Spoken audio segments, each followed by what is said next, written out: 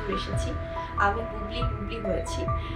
So সেই জন্য I am so much grateful to all of you. কারণ আমার কাছে মনে হয় যে মানুষের ভালোবাসা ছাড়া আসলে আমরা কেউই কিছু না। সো এই জন্য প্রথমেই সবাইকে ধন্যবাদ এবং ভালোবাসা জানাচ্ছি।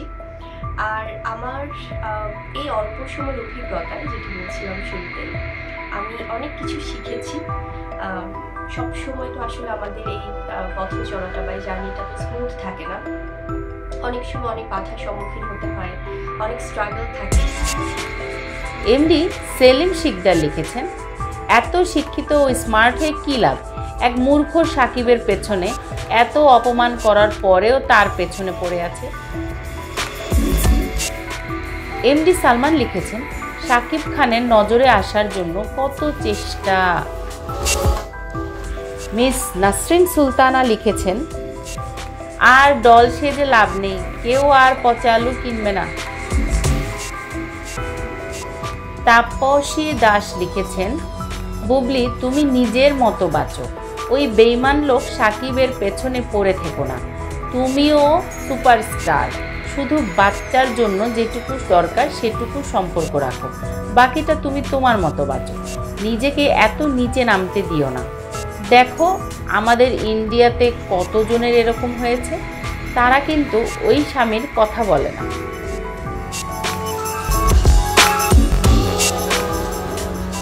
এমডি সোহেল রানা লিখেছেন, এদিকে শাকিব খান আরেকটা বিয়ে করে নিতেছে, আপনি এত সুন্দর হওয়া সত্ত্বেও, দুঃখজনক।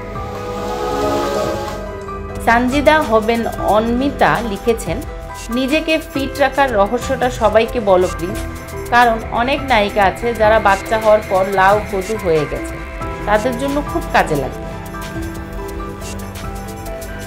সেটি আমি জাস্ট আজকে একটা অ্যানাউন্সমেন্ট দিচ্ছি। এটি হচ্ছে যে আমার এই অভিজ্ঞতার আলোকে এবং আমার পড়ালেখার যে ব্যাকগ্রাউন্ড সব কিছু মিলিয়ে আসলে আমি একটি পদক্ষেপ নিতে যাচ্ছি। এবং আমার কাছে মনে হয় যে কোনো ভালো কাজ, যে কোনো শুভ কাজ, যে কোনো সুন্দর পদক্ষেপ নেবার আগে সবার দোয়া, ভালোবাসা এবং সাপোর্টটা খুব জরুরি। সেটি হয়তো বা সবসময় সম্ভব হয় না, কিন্তু আমার মনে হয় যে তারপরেও মাঝে মাঝে এটা অবশ্যই আমাদের সবার করা দরকার। তো সেই কারণেই আজকে আমি আমার এই শুভ একটি পদক্ষেপের কথা সবাইকে জানাচ্ছি। সেটি হচ্ছে আপনারা অলরেডি পেছনে দেখতে পাচ্ছেন যে বিগ প্রোডাকশনস, এটা আসলে আমি শুরু করতে যাচ্ছি। আমার একটি পদক্ষেপ আমি বলবো, আমার এই শুভ যাত্রা আমি বলবো।